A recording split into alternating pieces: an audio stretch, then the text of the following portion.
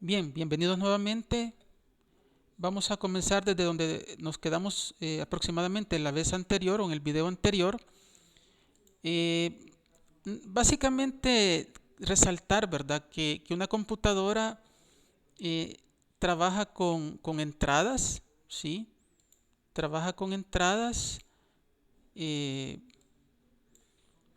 hace un procesamiento de la información que traen esas entradas a través de operaciones aritméticas, toma de decisiones, almacenamiento y manipulación de memoria, de datos en memoria, perdón, y proporciona salidas. No hay que olvidar que todo esto tiene una finalidad, es decir, resolver problemas de la vida real, ¿sí? Por ejemplo, no tiene sentido hacer todo esto si no tiene un beneficio para el ser humano o para un sistema electrónico o otro tipo de sistemas que al final de cuentas beneficia a seres humanos. También habíamos hablado que el microprocesador tenía esa misma eh, interacción de agentes, es decir, entradas, procesamiento de la información, ¿sí? Y salidas. Entonces, básicamente es una estructura que nuestros programas, que es hacia donde vamos, van a tener.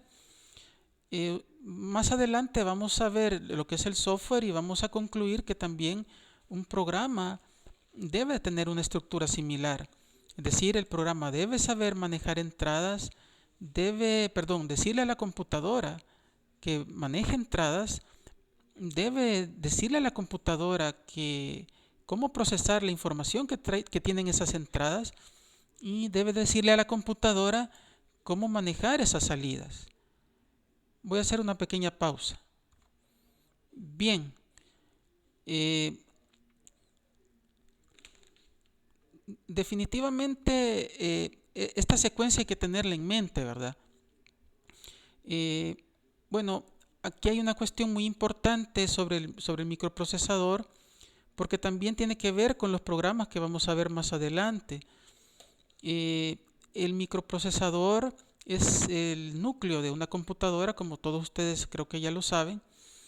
Y una cosa muy importante es que a pesar de que puede hacer operaciones bastante complejas, eh, lo que hace muy eficientemente, pero muy eficientemente son las cuatro operaciones básicas, pero hay que aclarar que son operaciones binarias, ¿sí?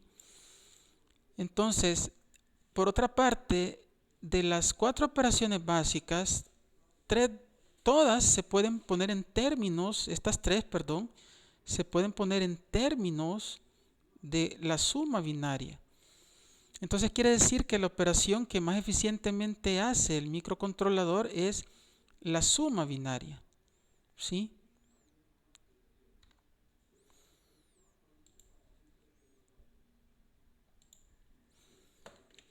Eh, Les decía que el, el microprocesador hace muy eficientemente las cuatro operaciones básicas. Entonces, si nos trasladamos al software o a los programas que son el objeto de estudio de nuestra materia, tenemos que hacer programas que exploten esta característica del microprocesador. En otras palabras, tenemos que hacer programas que resuelvan problemas complicados, pero con base en las cuatro operaciones básicas, lo cual es maravilloso porque quiere decir que podemos resolver integrales, podemos resolver ecuaciones diferenciales, podemos resolver sumas sumatorias o series complejas sencillamente utilizando las cuatro operaciones básicas. Entonces no sé si ustedes empiezan a visualizar cómo todo lo que estamos aprendiendo sobre el modo de funcionamiento y la estructura básica de un computador o computadora está haciéndoles caer en cuenta por qué se tienen que hacer ciertas cosas a la hora de programar. Bueno, aquí igual que antes, ¿verdad? El microprocesador puede mover datos de una localidad de memoria hacia otra, puede tomar decisiones y hacer un salto de instrucciones basado en las decisiones tomadas. Este es un ejemplo de resta binaria, ¿sí? Es un ejemplo de resta binaria. Si ustedes se fijan, excepto por esta columna, que es un procedimiento que no es ni muy complicado, pero lo van a ver ciertas carreras de ingeniería, más en otras materias de más adelante, pueden observar cómo si sumamos 1 con 0, eso da 1, ¿sí? Esta suma da 1, esta suma de estos dos números binarios también da 1. Entonces, ustedes pueden ver claramente cómo la resta binaria se está transformando en una suma binaria. Ustedes pueden observar esa suma en todas estas columnas. Básicamente lo que se está haciendo es una suma binaria, ¿sí? Entonces, excepto tal vez por este resultado, pero eso se explica por un acarreo que viene desde aquí. Pero básicamente, si ustedes se fijan, es una suma, ¿sí? Es una suma la que hace la computadora y el microprocesador internamente. Bueno, estas son imágenes que resaltan lo que hemos dicho antes, no me voy a detener mucho. Aquí también ustedes, si con un poco de imaginación, pueden ver salidas visuales, entradas a través de estos cables, y eso hace que se monitoree las variables críticas o fundamentales del funcionamiento de esta aeronave. A eso se refiere con resolver problemas de la vida cotidiana. Si se fijan, estos son sensores ópticos. Esa señal que es en principio óptica se traduce en una señal eléctrica que recibe el Lego Mindstorm, y eso produce salidas que probablemente sea el movimiento de estos motores, que a su vez producen el movimiento de estas ruedas o el movimiento de estos brazos, ¿sí? Entonces a eso me refería yo con que las salidas no necesariamente tienen que ser visuales, sino que pueden ser de movimiento, pueden ser de otro tipo. Ahora bien, vamos encaminándonos cada vez más a lo que es el objeto de estudio de nuestra materia, que son los programas de cómputo. Los programas vamos a hacer nosotros en toda esta materia. Vamos a hacer programas, y los programas precisamente le comunican a la computadora qué queremos que haga. Nosotros le decimos a una computadora, o le damos a una computadora las instrucciones que queremos que haga a través de programas, o programas de cómputo, o programas de computación, como le quieran llamar. Entonces los programas son software, ¿sí? El software, bueno, ustedes pueden leer esta definición de lo que es software, ¿sí?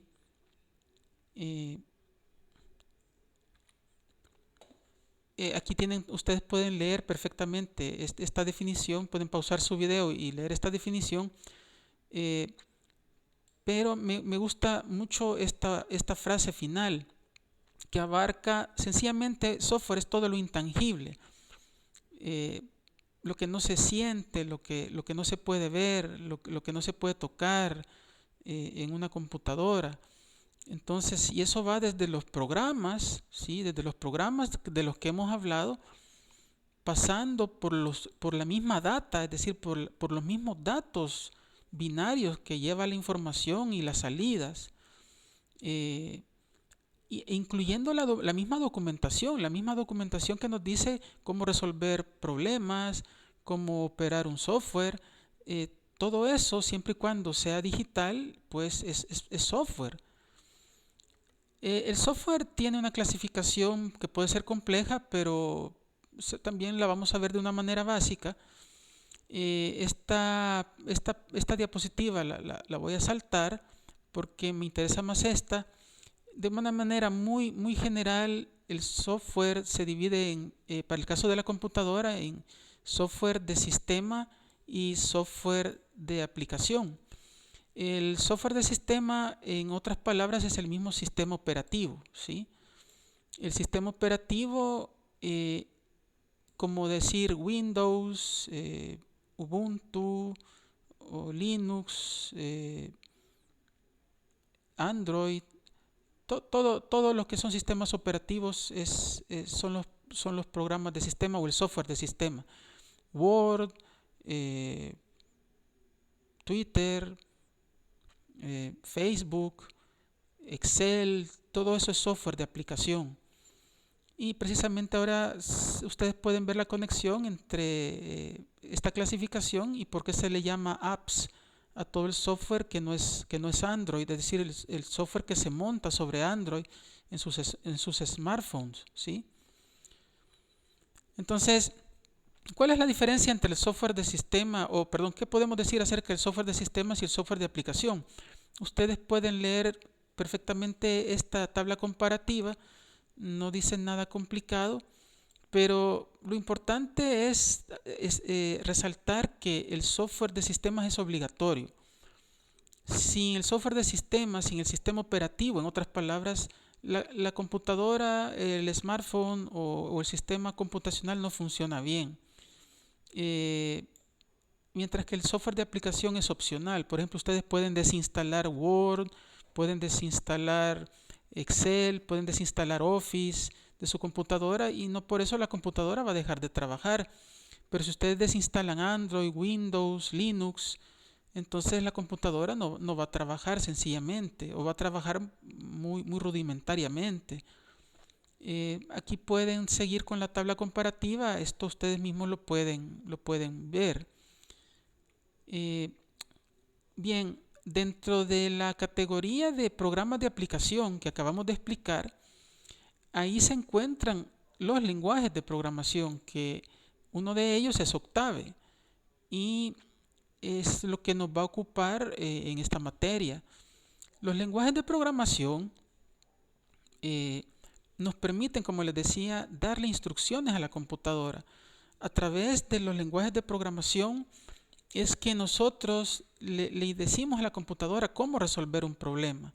O incluso ahora en estos tiempos donde la inteligencia artificial y tecnologías similares están en auge, pues las mismas computadoras van aprendiendo.